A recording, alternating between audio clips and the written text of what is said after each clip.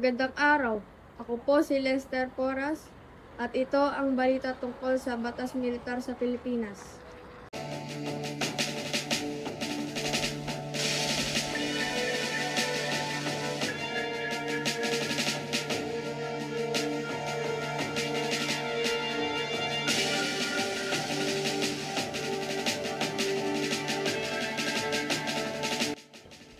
Ngayon, ating babalikan ang isa sa mga pinakadilim na nangyari sa kasaysayan ng Pilipinas. Ang batas militar na idiniklara ni Pangulo Ferdinand Marcos noong September 21, 1972.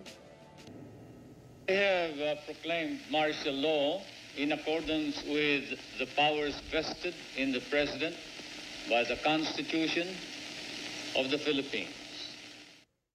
Noong dekada 70, sa gitna ng kaguluhan sa bansa, kabilang na ang mga kilos protesta, pagtaas ng krimen, at banta ng komunismo, idiniklara ni Pangulong Marcos ang Proclamation Number 1081, isang kautosang nagsasaad ng pagpapatupad ng martial law sa buong Pilipinas. Batas Militar. Sa unang term pa lamang ni Marcos, nagbigay ng babala ang isang bagong senador, si Benigno Aquino.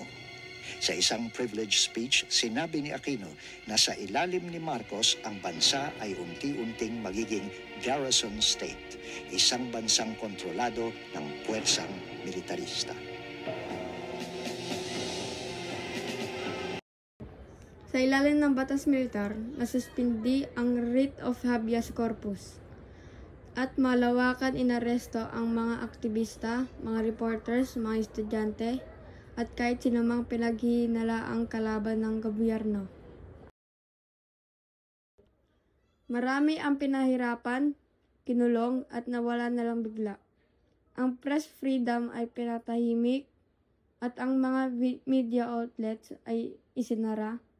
Tanging mga istasyong kontrolado ng gobyerno ang pinayagang mag-operate. Itinuring na administrasyon na hakbang ito upang iligtas ang bansa mula sa panganib. Ngunit para sa marami, ito ay naging simbolo ng pag-aabuso ng kapangyarihan, karahasan at pagsikil sa kalayaan. Ayon sa mga reports, mahigit 70,000 kataong na aresto, 34,000 ang tinorture, at mahigit 3,000 ang pinaslang sa panahon ng batas militar.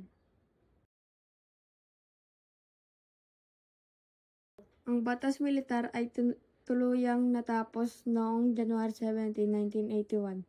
Subalit, ang mga sugat na naiwan nito ay nanatili sa alaala ng marami hanggang ngayon.